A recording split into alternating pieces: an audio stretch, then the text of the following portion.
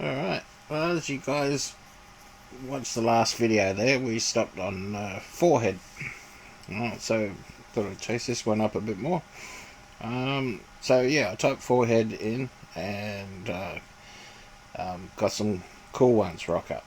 Alright, so as we found out, forehead means the same as faith or your belief in that sort of thinking, that sort of way. Alright, so, and receive his mark in his forehead, right, in. So I typed forehead in here, and as you've seen, all the other foreheads were in Revelation, right? So you can only see two here. So the only way to find the foreheads is you put on your Strongs, right, and then you click on that number, you'll come up with here, and this is where you'll find the other 8, alright, that are all in Revelation. And that means the space between the eyes. Alright, so that, like, even if you thought this was the brow or the forehead, as we say nowadays, it's actually, if you put your finger in the space between your eyes, that's not on your forehead, is it? So that's why a lot of people had difficulty trying to suss out what it is. So this actually shows what it is even better. So this is Old Testament, so that's why the number will be different. Alright, so you got here H, alright, and that's G, Hebrew and Greek. So yeah, so this one would be different. So yeah, the only time forehead in the New Testament is in Revelation, and here it is in the Old Testament. And what does it apply to? Let's see what a forehead applies to.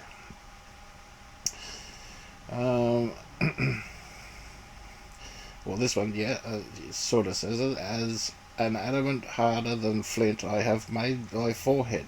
Right, so he's made you hard-headed. Behold, I have made thy face strong against their faces, and your forehead strong against their forehead. So he's become hard-headed, strong-headed. Therefore the showers have been withholden, and there has been no latter rain, and thou hast a whore's forehead. Thou refuses to be ashamed. so you know, immovable, strong-willed, annoyingly so.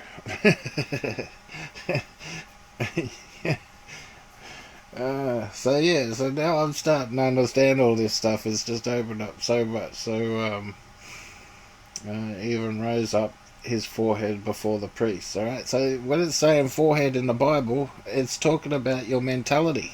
That's exactly what it is. So the mark of the beast is your mentality, and received his mark on his forehead. It's mentality. Now, as I said, this will open up this a bit more, and this will start to make more sense too. The Revelation one.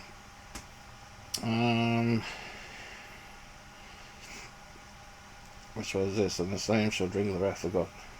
Forehead, receive the mark. Anyway, yeah, I was thinking here, and upon her forehead was the name written, Mystery Babylon Great. So on her mind all the time, right? And on her mind all the time was mystery. There's a comma. Babylon the Great, the mother of harlots and abominations of the earth. So all this sort of stuff was on the mind of this thing. I'd say it's a group of people or whatever, and that's what they like. So yeah. Alright, the angel following the voice, worship the beast, receive his mark in his forehead, or in his hand. So this, remember in the last one I was saying, this is faith and works. Alright, just like God, that Satan mimics God, and he does it all upside down. Faith and works. Yeah, so you see here in Ezekiel, you go through there and then you can get a bit of understanding. As adamant harder than flint I have made thy forehead. Fear them not, neither be dismayed in their looks, though they be rebellious house. There's the other Ezekiels. Therefore showers have been withholden. Yeah. So what? Alright, yeah, there's the mystery of Babylon. Alright, so And the woman was arrayed in purple and scarlet in colour, and decked out with gold and precious stones and pearls, and having a cup in her hand. This is in her hand too, right? So that's works. There we go. I just noticed that. In her hand, full of abominations and filthiness of the corruption. So this here is her faith, and that's the works. In her hand, full of abominations, filthiness of her fornication. And upon her forehead, on her mind all the time, and that's her faith. Alright. Well, that's cool. Okay, so yeah, then we get to this Acts, and I was looking for other bits of for, right? So this word forehead. Now that I'm starting to get an understanding of what for means, forehead. Here you'll see an Acts is for ship. Alright, so where does this one start off? I think I had it there somewhere. Oh yeah, the shipman. Okay, so yeah, this one's about shipwreck, right? And I think this might be about the 144,000. I got an inkling anyway. I just think something along the lines of that. So you and now I exhort you in good cheer, and there shall be no loss of any man's life. For there stood by me this night the angel of God, whose I am, and whom I serve, saying, Fear not, Paul, thou must be brought before Caesar, and lo, God has given thee all them that sail with thee. So he's got all these soldiers, and a captain and all that in his ship. And I would say these are like,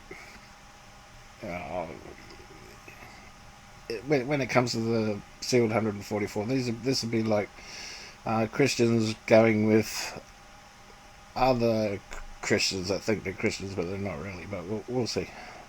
Okay, how about we must be cast upon a certain island. So I'm thinking this might be like Mount Zion or something. But when the 14th night was come, so this 14 is a big one in my group. I'll call the 14ers. 14ers, yeah. So okay, and as the shipmen were about to flee out of the ship, now the ship's like safety or whatever. Cast out the anchors of the stern. Wished for a day means to pray for a day. Okay, and the shipmen were about to flee off the ship when they had let down the little boat. So they got a little boat there. Now, this here, under colour, as though they would have cast anchors out of the fore ship. Alright, so you'll see the fore ship. So that's thinking, or your mind. Alright, so under colour means to pretend, to fake, to act. Alright, play acting. They were just play acting. And they were about to flee out of the ship that God gave, right? The ship's from God. These men are also working for God, right? Because Paul just said, the angel said that God has given them to him, right? So they're working for God. And they were about to flee, right? Paul said to the centurion, the soldiers, except these abide in the ship, you cannot be saved. So, alright, so you're either saved or not saved, you know what I'm saying? So they'll go to hell if they don't abide on God's ship. The soldiers cut the ropes of the boat and let her fall off. So they gave up on that idea. They stopped trying to save themselves, right? These these soldiers are their works trying to save themselves. They're trying to do works to save themselves. The day was beseech them all to take meat, right? So meat is like you've got milk and then you got meat. So meat is like better teachings, stronger teachings, and saying the day is the 14th day that ye have tarried and continued fasting. So it's like been 14 days since they've like listened to him. They haven't taken any meat. Wherefore I pray that you take meat, for this is for your health. This is so he's trying to explain to him, this is for your faith. For there shall not be a hair fall from your head of any of you. All right. And when he has spoken, our Father who art in heaven, give us today our daily bread. They'd given thanks to God and presented them all, and they'd broken it and began to eat. So he took bread. All right. So they're coming more under God. And then when they are all good cheer, they also took some meat. So now that they're happy, they're taking the stronger stuff, not on milk anymore. Go through that part. And when it was the one with the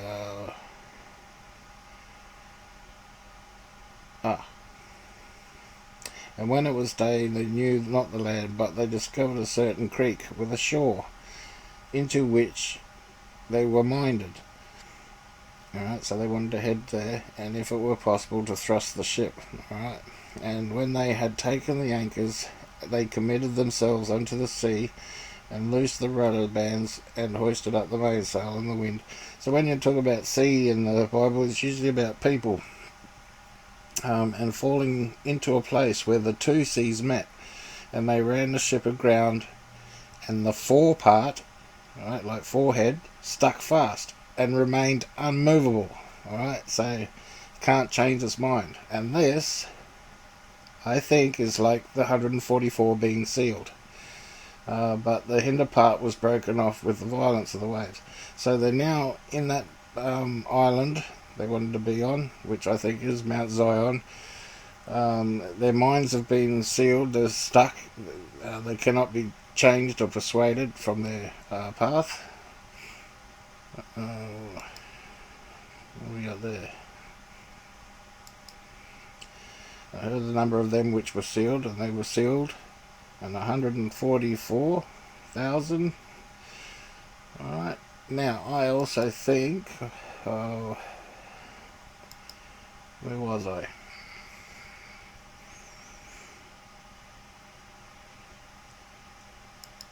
I hate it when I do that.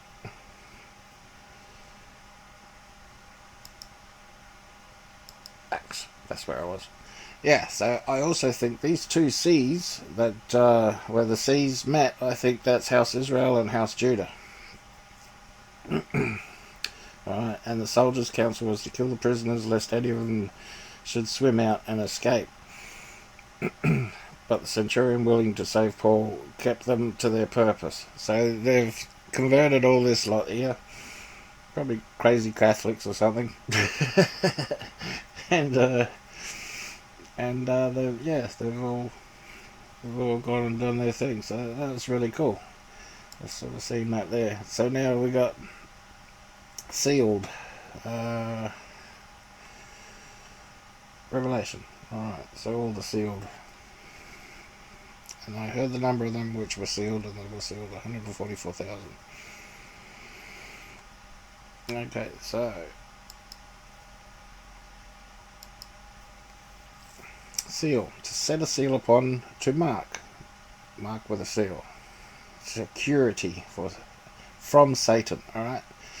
So this is the important part of a seal. They cannot be corrupted by Satan. They won't fall for Satan's tricks. They're steadfast now in order to mark a personal thing. Seal, stamp. So can't be swayed. Cannot be deceived, cannot be tricked. Done did. They've met God, understand God, trust God, know exactly who He is. They've had their training and all that sort of stuff. They can't be moved. Full stop. Alright, so yeah. Next, that's another cool one. They just keep coming. Everything's opening up. Alright, God bless.